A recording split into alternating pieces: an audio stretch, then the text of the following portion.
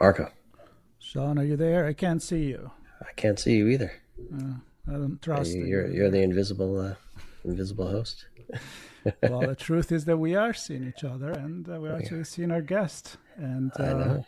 this is a brand story. If you didn't know that, Sean, I'm gonna bring you up to speed. You're gonna break that news for me. All right. I just broke the news for you. All right. And are you secure or are you F secure? That's the question. I think that's the question, and I think when people hear the name of that brand, it's one that's been around for quite some time. Uh, Back in the day, I remember back in the day when I worked for another company and we were competitors, but all collaborating to make things better collectively for the industry. It's good times back then, and I think Dimitri and I share some of the timing overlap wise in terms of entry into this space. And Dimitri, it's great to have you on the show. Well, thanks for having me. Great to be here. Yep, and things have changed. Obviously, we'll talk a little bit about that. I think if we could, let's start with kind of your background. I know you have a few days at F Secure. Maybe you can get into some of the roles you've had there and some of the changes you've seen over time. But I'm interested prior to F Secure, what brought you to the company?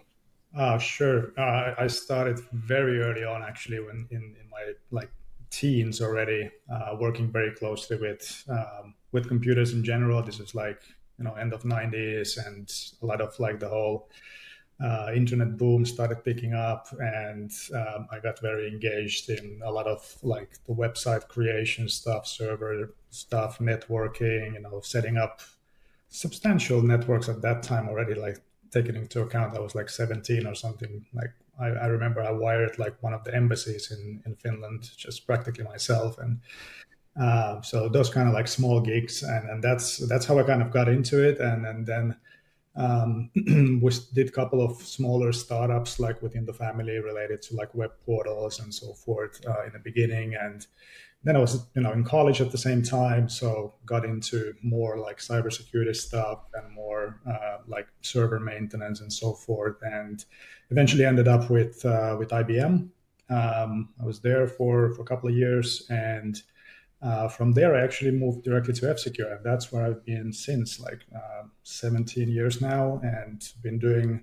I started from very entry level sales role basically, and climbed the ladder through business development, product management. I started in Finland, in Helsinki, and because F-Secure is a Finnish company, and about 10 years ago, me and my wife we decided, okay, let's move to US. There's a lot of opportunity here, and came here with the company, and still doing a lot of things for the company here, and working very closely with a lot of the telecom operators in the United States at the moment.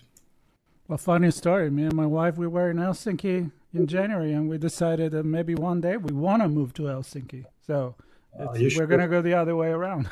you should go there in June. I was there in January. It was cold. It was really cold. But that's a story for another podcast.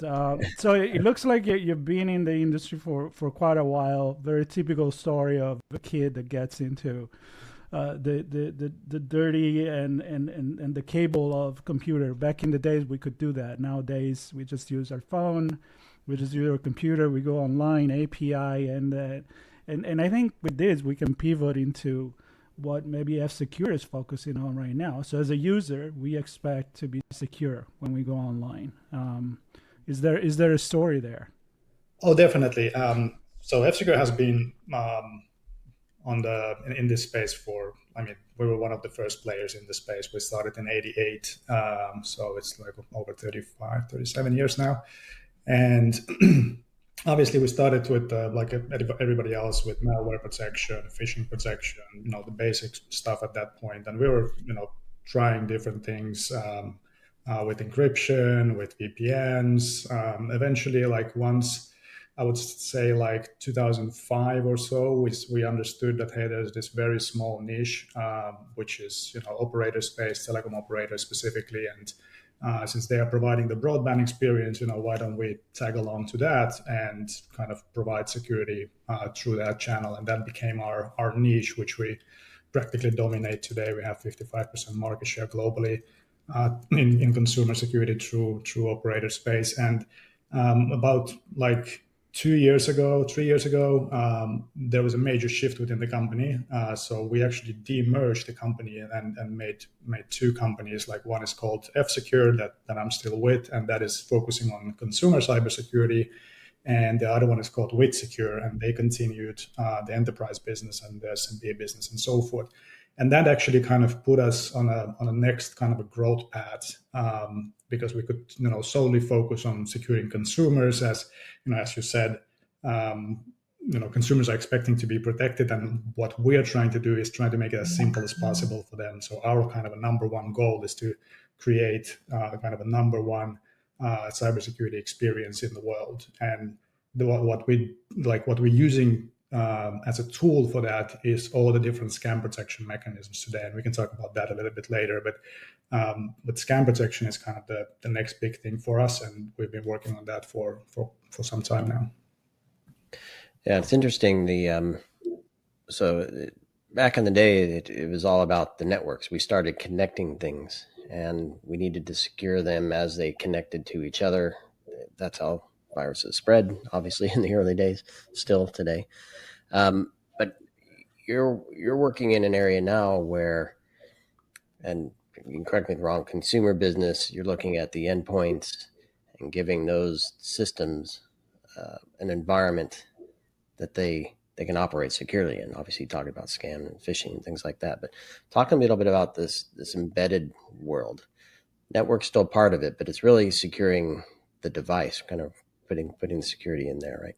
Correct. Yeah. So this is actually a very new initiative for us. We started this only a couple of years ago, where we moved from basically building our own cybersecurity solution, which we still do. That is still a major part of our business.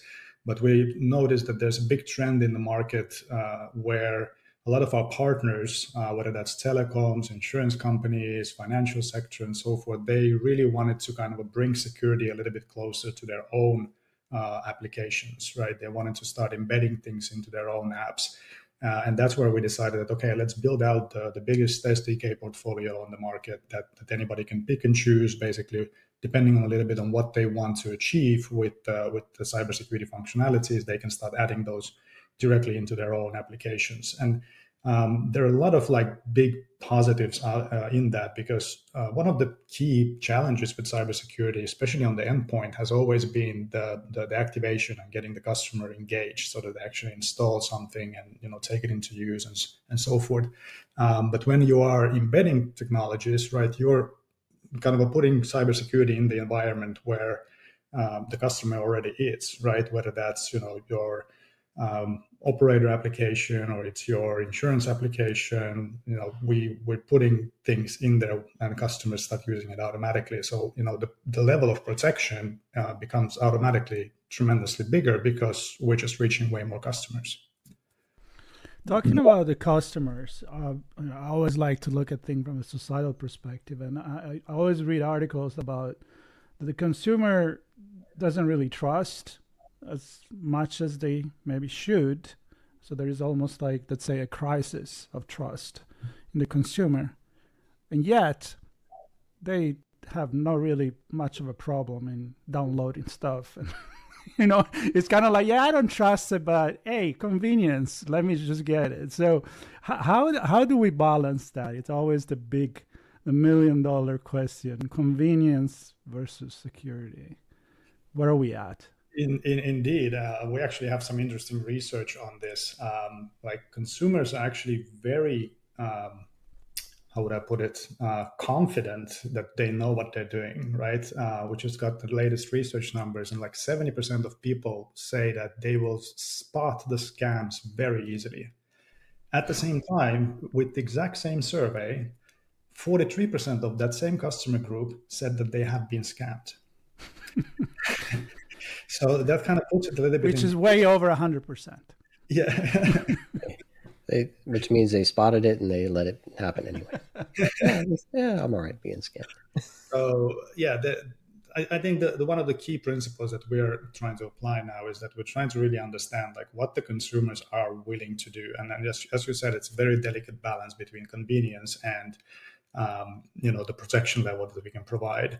And in reality, like based on all our research, consumers don't really care or want to understand what the problem with cybersecurity is. They don't care if they want to, use or they need to use a VPN or they need to use identity protection or they need like endpoint protection installed. They just want the problems to go away, and somebody kind of to figure that out for them, basically. So that's why we also started to kind of pull all these solutions more together in a holistic way that they don't really need to know what's going on, that it's all kind of all in one and we take care of it and we'll just tell you what happened afterwards. Yeah, and to that point, I mean, they sit, they being the end user, the consumer, sit at one point in what I'll call the scam workflow, if you will. Um, Many players involved. So how do you look at that chain? I'll call it the chain of activity for Yep. the scam to take place, so that you know how and where protection should be put in place, how and where communication should be made, how and where detection and response should be placed, so that, to your point, the consumer doesn't have to worry about that. They can be anywhere in that chain and know that they're protected. Exactly, and that's one of the fundamentals that we're trying to apply kind of across anything new that we're building and then try to protect the customers with. We call it like a scam kill chain that we've created as a fundamental like guideline almost for everything we do. That whatever features or functionalities, protection mechanisms we come up with, we're always trying to look at, okay, is the customer protected in the very first phase, like when the scammer is trying to contact them, are they protected in the next phase when they're trying to create like a trust relationship and try to maybe do some lateral moves and so forth in the latter stages of the attack. So that kind of provides us a lot of guidance, and ensures basically that whatever we produce is kind of covering the customer end to end. It might not be within the same functionality. We might need supporting features around that to be able to cover them across the board. But at least that way we can kind of make sure that we've done kind of our homework and we've done the best we can to protect them. Well, that was something very valuable, I think, when we used to make our own computers and work with the cables and really understand this is how a computer works. Versus now we have the phones that you can't even open anymore, and you just gotta trust the device. And I think that's I'm not saying people should go back and build their own computers, but there is a lack of understanding of how the system even works, which for me there is a lack of education and understanding on how somehow help yourself to protect yourself. I don't know, I mean, where do you cross the line between there is an easy button that says you don't have to worry about anything versus, well, the human element, it's still there. The scammer can still get to you. How do you balance the two elements?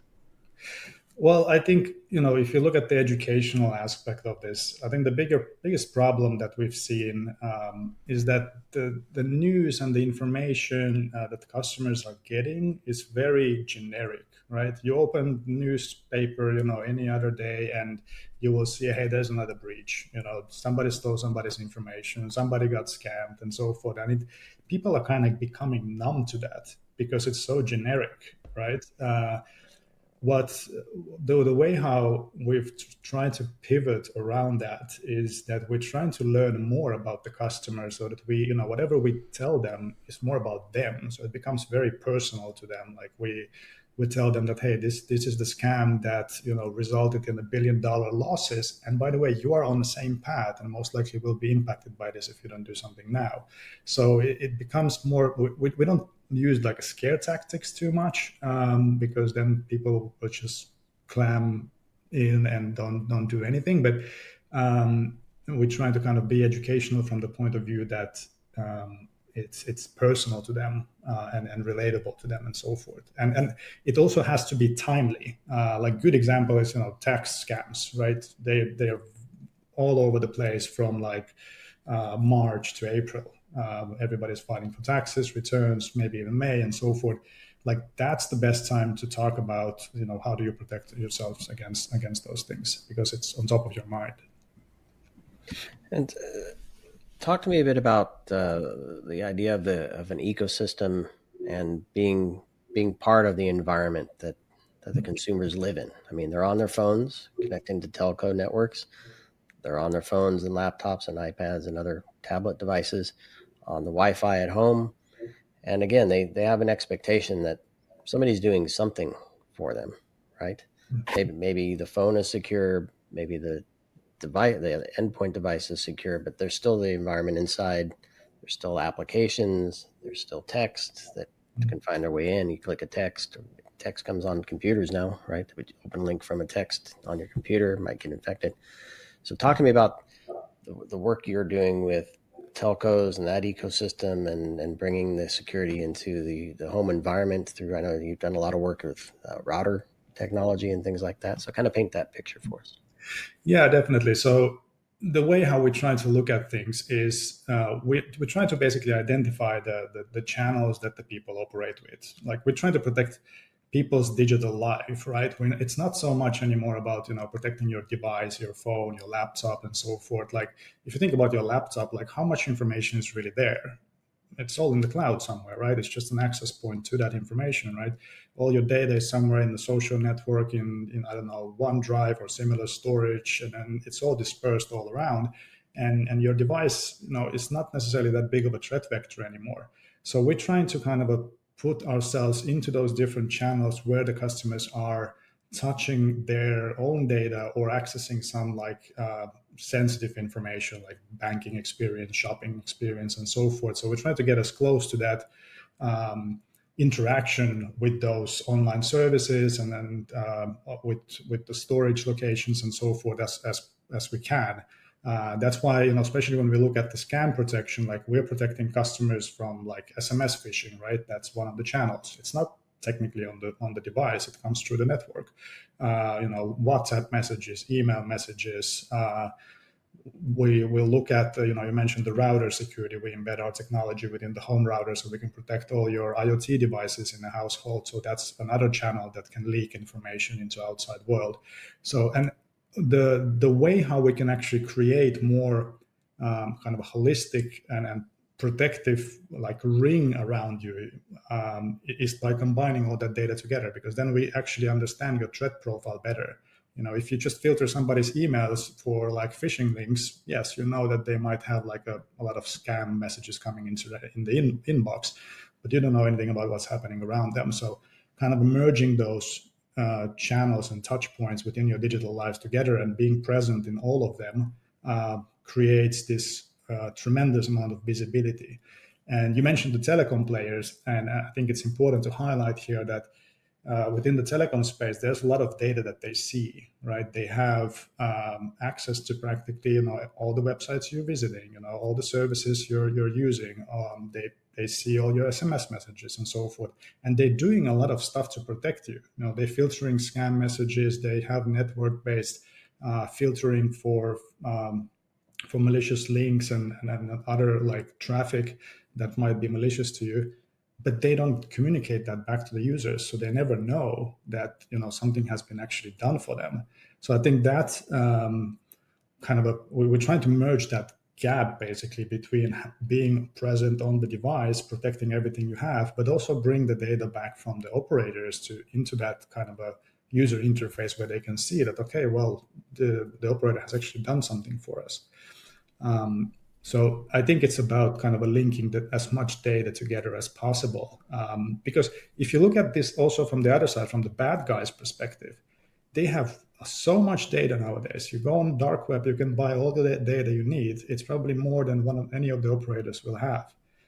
So how can you combat the bad guys if you're already in a very bad starting point because you have less data than they have? Well, I really like the fact that you actually tell people what has been going on, because they're learning. It's just not by default. Their brain actually say, okay, yeah, I did that, and that was wrong. I went on that website. I did reply to that. And if you don't know you've done anything wrong, you're just going to keep doing it, right? So I think from the educational perspective, that's just brilliant. Um, okay, I have two letters for you. It's one is an A and one is an I, and go for it. How is this impacting all that you're doing? Well, it does impact quite a lot. Kind of goes back to the previous point. Bad guys have, all the tools they need with AI now that they can, generate the best scam messages out there and so forth. So we have to do the same. And in all honesty, within cybersecurity space, we've been using AI and machine learning for like, a decade and a half at least. We process so much data that it's not really possible to do it without that. But I think what's going on with AI, and especially, how do we protect people better, is that there's more preciseness and we can manage way more data at once. So we can actually, get to that point where we can start not only, blocking things for you and telling you that you did something wrong, or, you shouldn't go to these locations, or, these are bad messages that you're receiving. Instead, we're moving very fast into the world where we will be able to predict things for you. So based on patterns that we've seen before from others who we are protecting, right? So we will be probably within like next 18 to 24 months, we will be able to tell you like 3 days in advance that, hey, you will be quite likely scammed, and this is how it will happen. So that will become like a very powerful personal message to you. That will really like raise the alarms with people. We will give them the protection score and saying that, hey, you're really in the risky areas right now. Stay alert. That's really cool. Does it come with a lottery ticket? Scratchers. I wish. That would be fun. I want to. I don't want to get technical here too much, but I think what you're describing is only possible from the years and years and decades of research that you've done and continue to do, and your partnership with the other organization, Telco and specifically, where their knowledge, your knowledge, come together using technology can give you this ability to predict the future, for lack of a better way of putting it, and doing it in a way that's fast and scalable, and in a way that the consumer knows what's happening. So it's not technically driven, but socially responsible in terms of the presentation to the consumer. Can you touch on how that works? Because to do it at speed, to do it at scale, to do it in a meaningful way that consumers can understand is a big challenge that the industry has been fighting for quite a while. Oh yeah, definitely. And the whole privacy angle that you mentioned, that's the tricky part. Like it's very kind of hard for customers or consumers in general to understand, like, okay, why do people need to collect information about them? I think like cybersecurity and telecom players are in a little bit of a better spot because we do have the trust factor, in the sense that the operators are providing the connectivity. 75% of the people expect the operator to keep them safe, so they are actually willing to give some of their information to them so that they can better protect them. But it is a very delicate balance between like just harvesting a lot of data and on the other hand, what are you providing kind of as a tool back to the customers, right? So I think the key here is that they need to see like visible results immediately, almost. Like if you ask for some information, then give them something back, show how did you use this data and what it like do for you, for the consumer, in immediate way. One kind of cool thing that we created just a couple of months ago is it was in our router space, right? And it's a router security solution that just scans for all the IoT devices. If something goes wrong or there's malicious stuff happening on the network, it will highlight that, hey, there's something wrong with this device, check it out, and so forth. But it was very hard for the consumer to understand, like, okay, why is this not doing anything? Because they installed it, it's all up and running, it's all good, and nothing happens for weeks. So they don't get any feedback back. So what we created is that immediately when you install it, we scan all your devices and tell you immediately that, hey, that printer that you installed 3 years ago, it is actually full of holes and you should update it immediately. Your network security level is not that good. So you need to provide, like, you take some data from them, you provide immediate feedback back to them that, okay, this is what's going on with your data that we just got. And that way you gain even more trust from them, and then you can harvest more data. Yep, and that's good. And that goes to the detail and the private environment, what is around you. But then there is the global environment, and I know Mhm. that you guys are very big into, threat detection and talking between different industries and different partners, because it's you really don't know where it comes from. I mean, it's nice to know if my printer is acting weird on me, but where that threat comes from, does it come from China, from Russia, from who knows where? So the importance of a global threat intelligence and collaboration between industries. I'd love to hear your opinion on that. Oh yeah, definitely. And I mean, this is something that has been done in cybersecurity already for a long time. Like, we've been sharing information with our competitors, with the industry in general, and so forth for years, basically.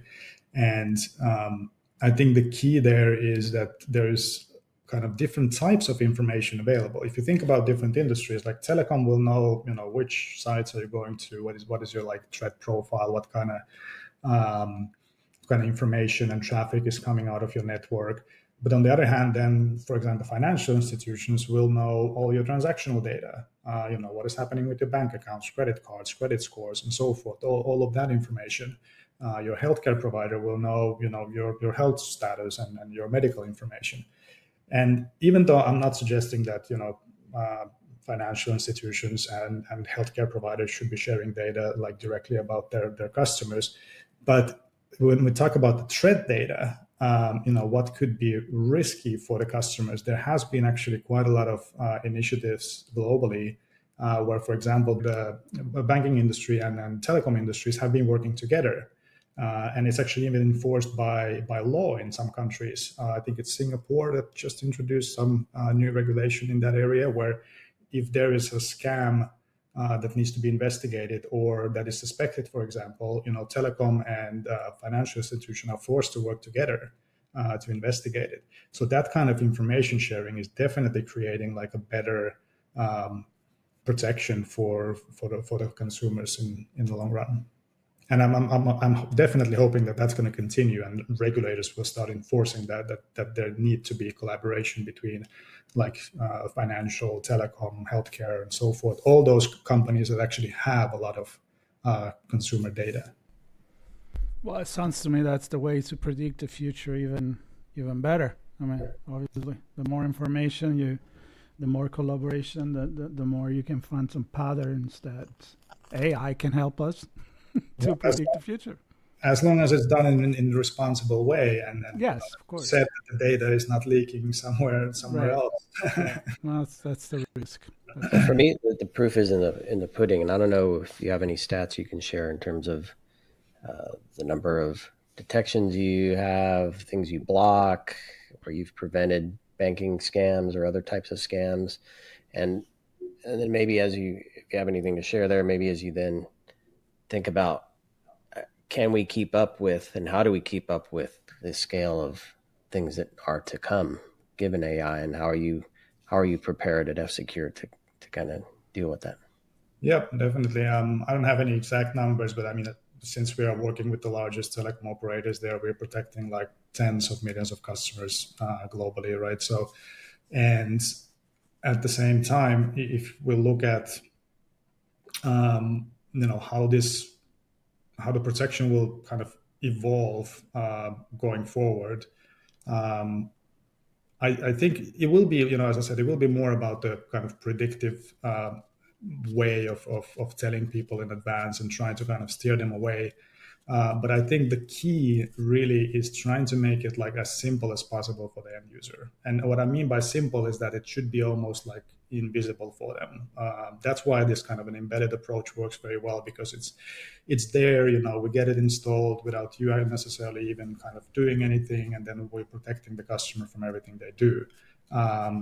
So that simplicity factor, and I think that will get people to kind of use it more because they don't need to worry about it too much. It just does things on the background, and then you get the information back. And then if you put the AI angle into that, that will become almost like at least in the immediate future, that's a translator that will tell you what actually happened in the human language that you can understand. But then in the future, that will also help with a lot of the threat prevention.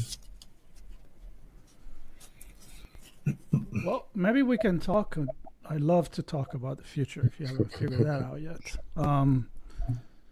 So, are we any place close to really feel more secure? So that the feeling of being unsecure that we were talking at the beginning from the users, are we gonna get rid of that because we're just numb and we don't care anymore? Sound like the toothpaste is out of the tube.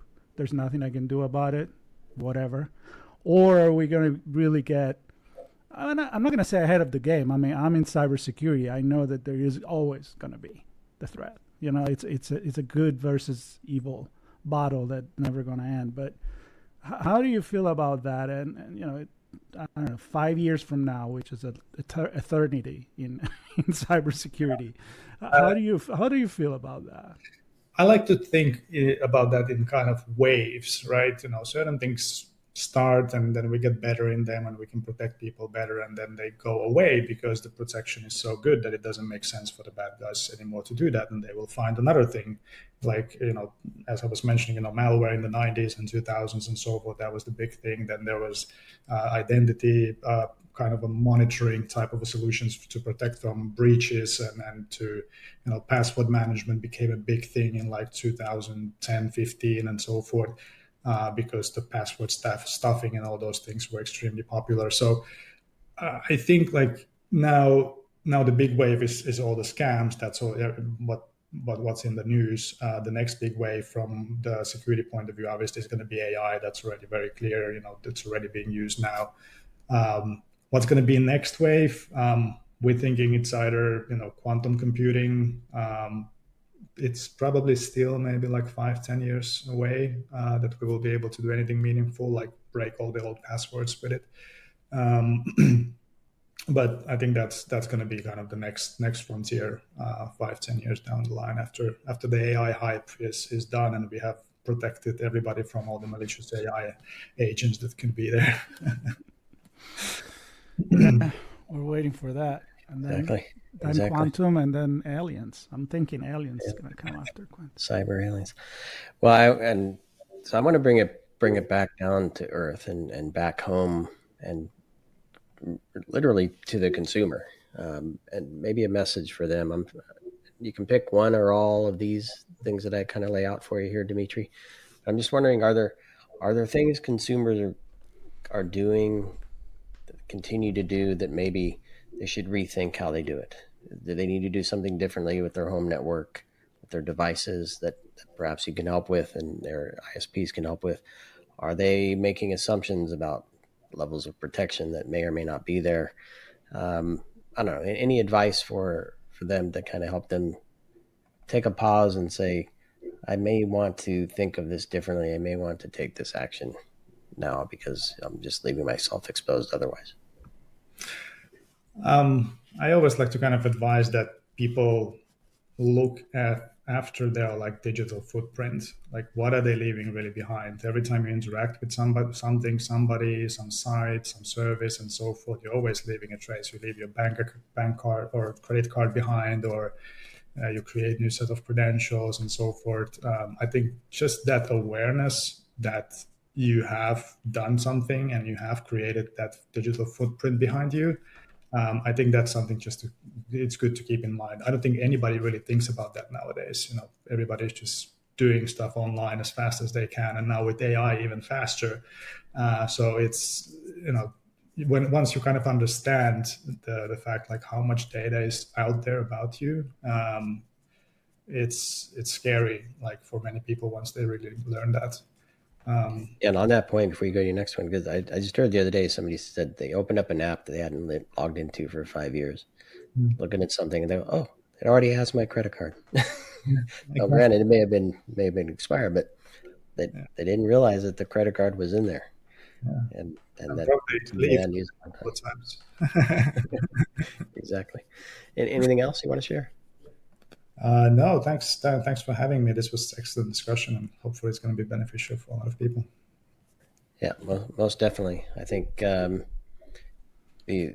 idea that we operate on a level of trust, and we're relying upon, and I'm glad to see the ISPs working with the likes of F-Secure to kind of pull this together. It's always been in the back of my mind, like ISPs have a lot of knowledge. They need the help of companies like F-Secure, and this partnership and the fact that it's embedded in the environment and the collaboration is there globally is a huge deal for me. And I think it does give us a sense of comfort as consumers, knowing that this is actually being done, and we can the level of trust is being earned at this time, right? We can actually operate efficiently and safely in our environment. So it's good to see that happening. And Dimitri, it's great to chat with you, and appreciate you giving us an update on F Secure and all the cool things you're doing there. And hope everybody gets their embedded security in place. Definitely. Thanks for having me. It was a pleasure. And for everybody else, this is a brand story on ITSP Magazine. Stay tuned. There'll be many more. Subscribe, share, tell your friends and enemies, whatever, anybody. Thank you, Exactly. everybody. Thanks, everybody. Thanks, Dimitri. Thank you.